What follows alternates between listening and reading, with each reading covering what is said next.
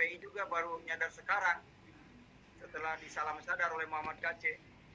Banyak sebagian yang balik nggak mengikut itu, apalagi sudah dibubarkan. Jadi kelihatan orang yang radikalisme, yang ingin menegakkan NKRI sekarang udah nampak. Ya, yang melawan pemerintah. Padahal Al-Quran memerintahkan harus taat kepada pemerintah setempat. Ajaran jin itu mengajarkan supaya melawan pemerintah, supaya timbul perpecahan, supaya timbul peperangan. Karena iblis tidak suka dengan kedamaian, Pak Joko. Dan di situ juga saya merasakan diselamatkan oleh Tuhan Yesus. Kasus yang kedua, saya sudah ditabrak mobil, udah kepala pecah, sudah dianggap meninggal, tapi sampai saat ini saya hidup. Ternyata saya ditabrak mobil itu Tuhan punya rencana. Ketika saya di tempat dukun patah tulang, sedang dipijit, ada 8 keluarga dibaptis, Pak. Saya bilang, oh ini rencananya Tuhan. Tapi kenapa saya yang dikorbankan, kata saya. Masih Tuhan punya mau, aku yang punya rencana, kata Tuhan. Tapi sampai saat ini, tahun 2014 itu kejadiannya. Jadi 2014, saya sambil tidur aja nginjil 8 keluarga, Pak, baptis.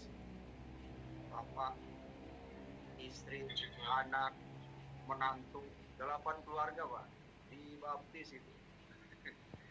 Dan waktu nengok ke saya, aduh Pak Haji, kalau itu benar kenapa nggak dari dulu, katanya. Padahal kenal dari dulu, katanya. Gawe Pak, tentara, baptis itu, Pak. Saya bilang, oh ini rencana Tuhan, baru tahu. Saya rela mengorbankan tubuh rusak. Dan mulai sejak itu, saya tidak berobat lagi ke dokter.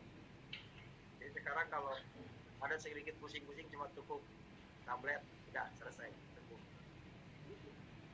Hidup berserah pada Tuhan, kita dicukupkan, tidak perlu kurang. 6 kali, Pak, 6 kali saya tidak pindah. Karena kalau enggak, ya kayak Apollo Naris Darmawan, kalau nggak pindah-pindah, ya kayak Saifuddin Ibrahim, dikadangin itu penistaan agama. Ya karena undang-undang itu. Iya Pak, sama. Iya, buatan kadrun itu. Undang-undang itu buatan kadrun itu. Palicon itu, teman-temannya. Makanya sekarang kita harus melawan itu, harus mencabut undang-undang yang buatan mereka. Karena sudah hampir. Ya, waktu itu saya tawaf kira-kira sebelum asar lah, jam 3 siang, sore, jam 3 sore. Nah, tawaf, setelah tawaf 7 putaran, kemudian sa'i juga 7 putaran dari Safa Marwah. Nah, setelah saya tawaf selesai, itu lucu. Yeah. Begitu baru 6 putaran, saya mau potong rambut, semua orang pada nggak mau. Potongin rambut saya dong. Anak gata ada sar. Lah anak kawan maaf gasar. Badan. Dalam hati, Tuhan apa masih 1 putaran lagi? Ya 4 putar lagi, 1 putaran lagi. Setelah selesai 1 putaran lagi, yang ke-7. Ada orang Arab mengatakan, tali ya Muhammad. Taib, ana gata hana di interas. Taib. Akhirnya saya nggak minta, dia yang manggil saya begini, ya Muhammad ta'al. Jadi saya punya nama Muhammad itu diberi waktu di Arab. Oh, gitu. Ya. Nah, kalau waktu kelahiran itu nama saya cuma K. Nah, setelah mendapat baptisan jadi C gitu. Nah, Cornelius itu pemimpin perang Italia, sama aja dengan Nabi Muhammad juga pemimpin perang Badar. Jadi sama-sama perang. Nah, sekarang saya memerangi kebatilan. Wa qul ja'al haqqo batila innal batila kana zahuq. Ketika datang yang hak, yang benar, maka yang batil harus minggir. Yeah. Nah, makanya akan saya buka di sini gitu. Nah, orang itu setelah motong rambut saya, kemudian sholat asyar bareng, berjejer dengan saya, begitu kan, kalau mau sholat tengok kanan kiri dulu juga. Nah, setelah selesai sholat, saya assalamualaikum karena assalamualaikum. Ini orang ini udah nggak ada. Begitu nengok ke depan sudah dekat Ka'bah. Saya pikir orang ini nggak sholat ya. Orang apa itu? Tadi yang manggil potong rambut dia sendiri. Saya di situ tanda tanya, wah apa jangan-jangan saya ditemuin malaikat waktu itu. Tapi itu pertanda. Saya tidak tahu maksudnya apa. Nah, orang itu waktu sholat baru assalamualaikum, tidak mungkin 5 detik atau taruhlah jalan ke depan itu 5 menit, paling cepat sekali itu ke Ka'bah. Kok orang sudah ada di depan gitu. Jadi memerlukan waktu panjang, setidaknya 2 menit, 3 menit, karena banyak orang, jaraknya kira-kira 1 kilo. Bisa nggak nyampe 1 menit 1 kilo? Nggak mungkin jalan kaki 1 kilo 1 menit. Nggak mungkin itu, Pak. Ya, aneh di situ. Nah, setelah itu saya bertanya dalam hati Tuhan, kenapa ini Ka'bah itu batu, yang saya cium itu batu. Tuhan menjawab waktu itu dalam hati, nanti kamu ketemu di Indonesia. Begitu.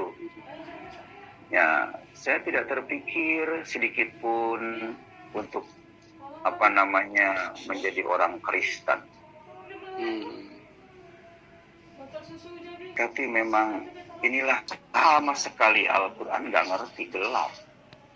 Itu artinya baca bisa, hafal Al-Fatihah, Qulhu, Falaq, Nas sampai ke akhirnya ya,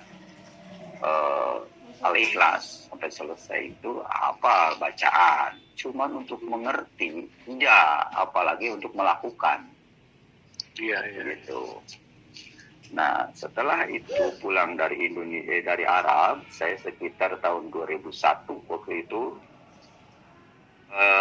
Bapak saya mengalami sakit keras, tidak bisa diobati dokter, sedang angkat tangan, tinggal menunggu umur, kata adik saya. Waktu itu bapak saya kan seorang kiai, seorang ustadz, pemilik masjid jami di sana. Terus punya murid namanya Pak Kasman. Pak Kasman itu punya teman, seorang pendeta namanya Gultom Purba, namanya itu Pak Gultom. Umurnya ya sebaya dengan saya, di bawah saya.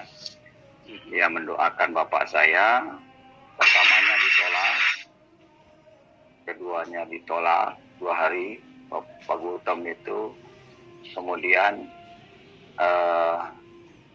ketiganya bapak saya nekat, ya udahlah coba didoakan, sambil hatinya itu nggak mau dengar Yesus. Ya sudah Pak Kiai, kalau mau terima Yesus, bapak saya akan doakan, yang penting bapak percaya, yakin disembuhkan. Nah, setelah didoakan, benar bapak saya disembuhkan.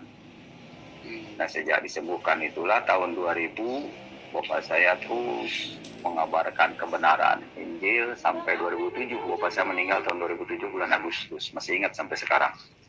Gitu. Nah, 2003 saya diinjili sama bapak saya. Saya nggak ngerti ya di penginjilan.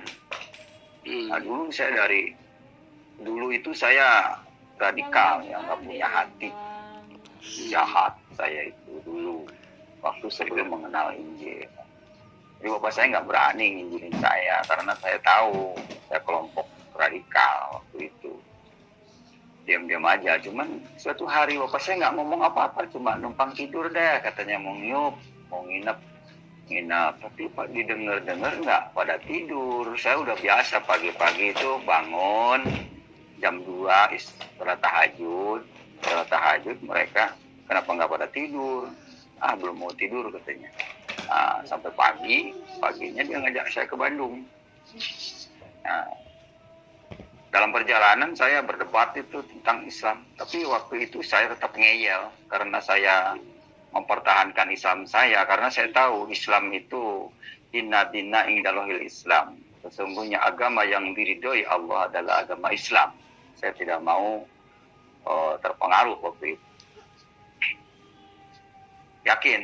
Dan yang dipegang teman-teman kita juga yang saudara-saudara yang masih Islam tuh.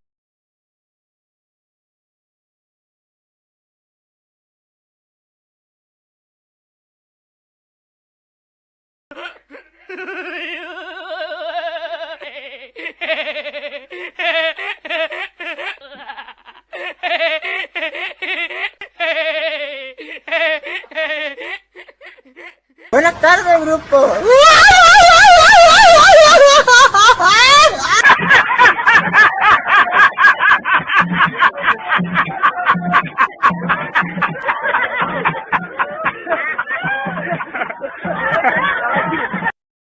Você, minha velhinha. Essa velhinha eu vou botando demais.